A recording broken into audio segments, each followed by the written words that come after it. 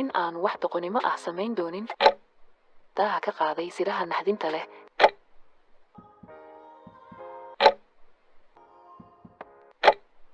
Mustaqbalka waxaa wax laga bedelay hidaha aadanaha si loogu joojiyo gabowga 25 sano, laakiin marka dadku ay noqdaan 25 waxa u hadhay 1 sano oo kaliya inay noolaadaan.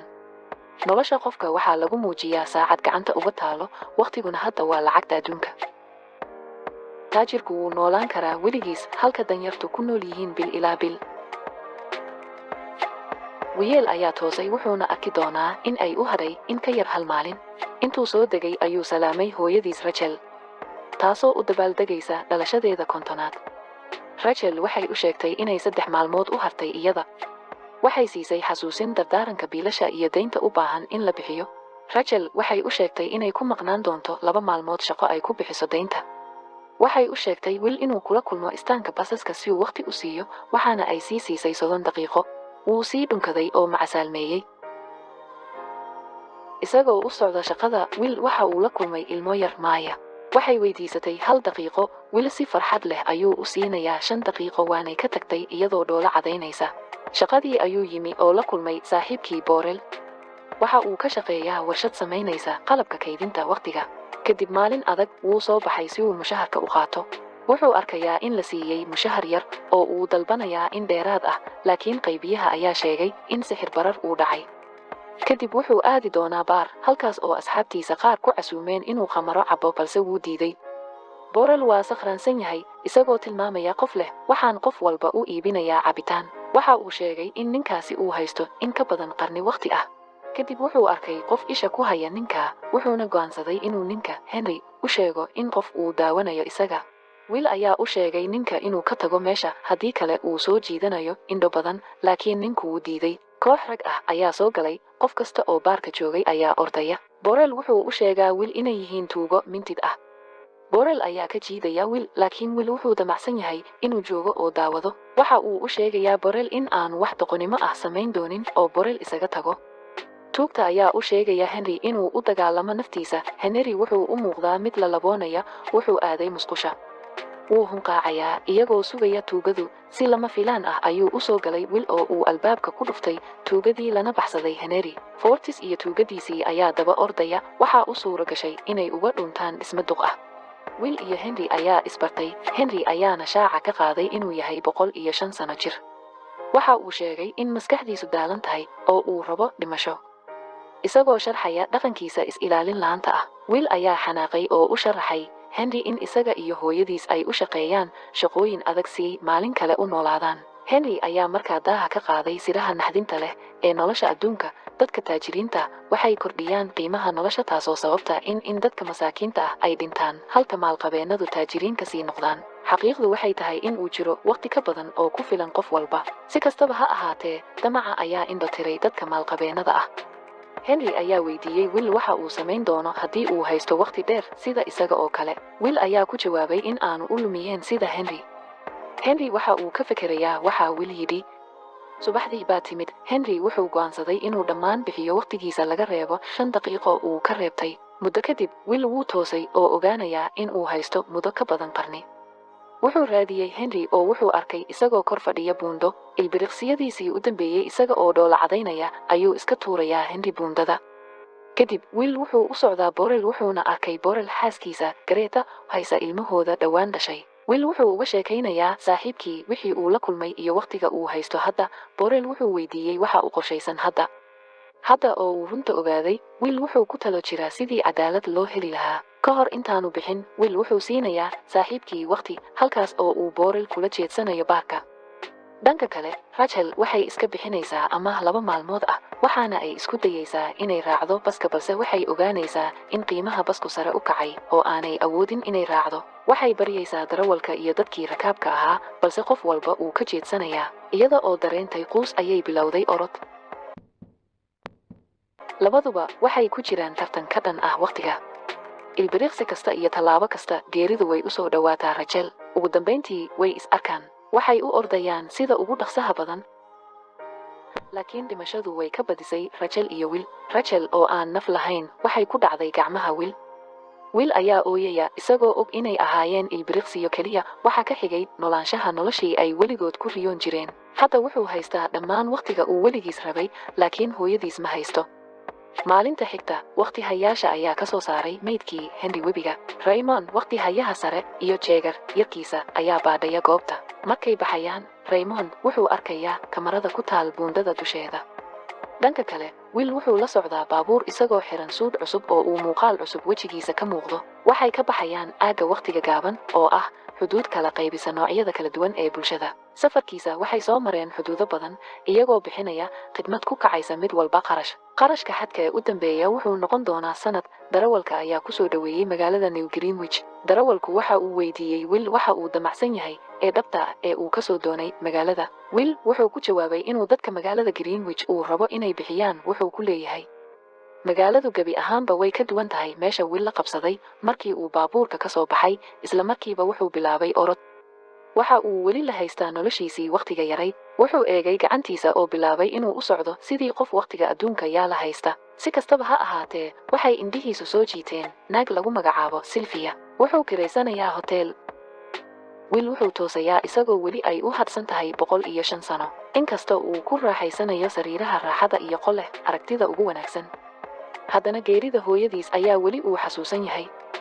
Markii ugu horeysay noloshiisa wuxuu la kulmayaa cuntada iyo cabitaanka ugu qaalisan. Wuxuu bixinayaa cuntadiisa wuxuuna shaqaalaha siinayaa 1 isbuuc. Kabalyerigu waxay u sheegaysaa inuusan u dhaqmaynin sida dadka kale oo ay ka muuqato degdeg. Xarunta waqtiyada ayaa laga arkayaa muuqaalka Will. Jagger ayaa sheegaya in ay arkeen isagoo ka gudbaya xuduudaha waqtiyada oo u socda magaalada Greenwich. Waxay ururinayaan macluumaad dheeraad ah oo ku saabsan Will. Raymond ayaa sheegaya in uu garanayo Will aabihiis.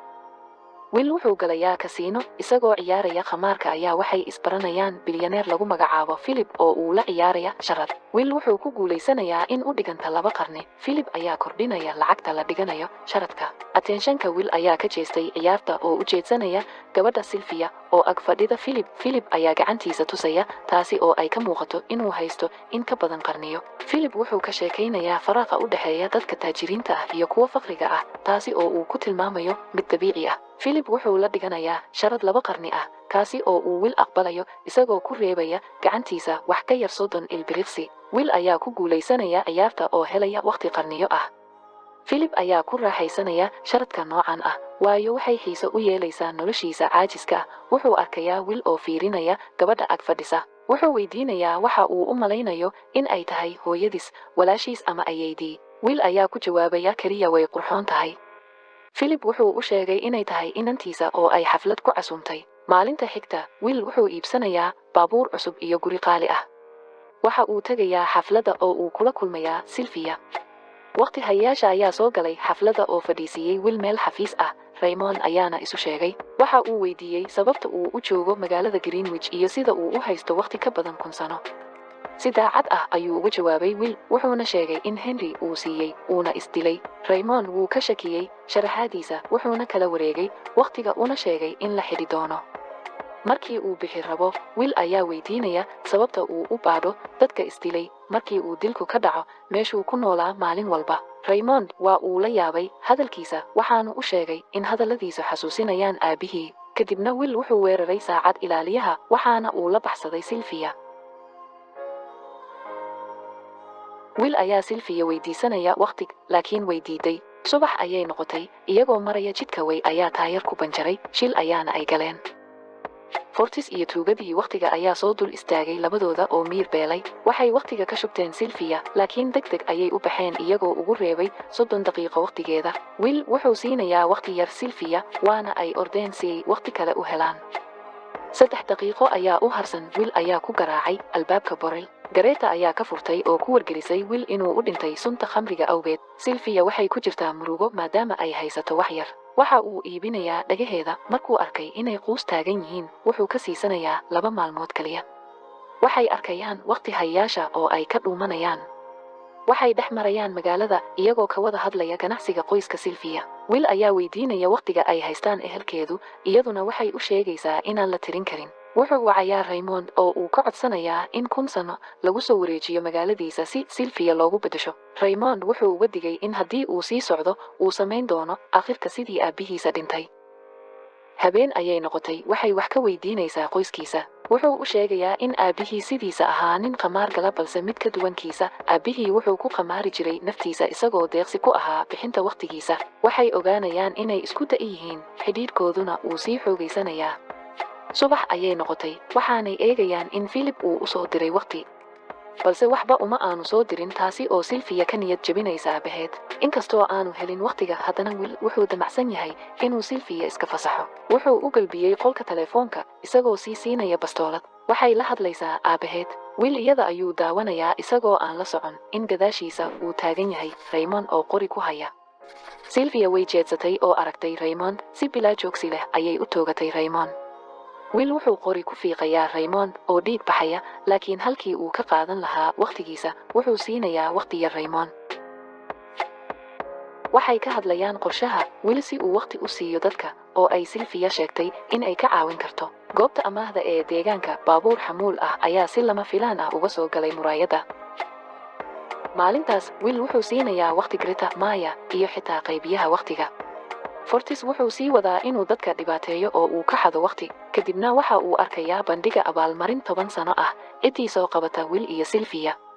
Will iyo Sylvia waxay taagan yihiin saqaf sare, iyagoo eegaya sida qiimuhu u sii kordhayo. Will wuxuu dareemayaa isagoo sheegay in taajiriintu ay kordhin doonaan qiimaha nolosha qof kasta mar kasta oo ay xadaan wakhti. waxa uu sheegay in 1 milyan oo sano oo keliya ay samayn doonto isbeddel. Sylvia way ku raacday, laakiin waxay maskaxda ku haysaa qorshe. Sylvia waxay u tagtay aabaheed oo ay u soo aftuubtay Will, waxaana ay ka qaateen aabaheed 1 milyan oo sano. labadooda waa ay baxsadeen iyagoo xuduudka ka gudbaya, laakiin Raymond ayaa ka hari waayaya. waxay soo gaareen magaaladii danyarta, balse Raymond ayaa gaariga ku dhuftay oo joojiyey. Will uu soo degay oo u sheegay Maya inay dadka u qaybiso 1 milyan. Raymond ayaa raba inuu toogto, balse shacabka ayaa isku beegay, waa ay ka ordayaan Sylvia iyo Will. marka uu qabto, wuxuu u sheegayaa in uu isaguba ka tirsanaan jiray dadka fuqurada ah, balse ay tahay in la ilaaliyo kala duwanaanshiyaha. isagoo la hadlaya ayaa waxa uu xasuusanayaa in saacadiisu dhammaatay, halkaana uu ku dhacayaa. labadoodu waxay raadinayaan meel ay ka buuxsadaan saacadooda. meel fog waxaa yaala baabuurka Raymond, iyagana ilbiriqsiyo ayaa uga harsan saacadooda. gaariga waxaa horgaaraya Will oo saacadiisa ku soo shubanaya, kadib wuxuu u soo ordaa Sylvia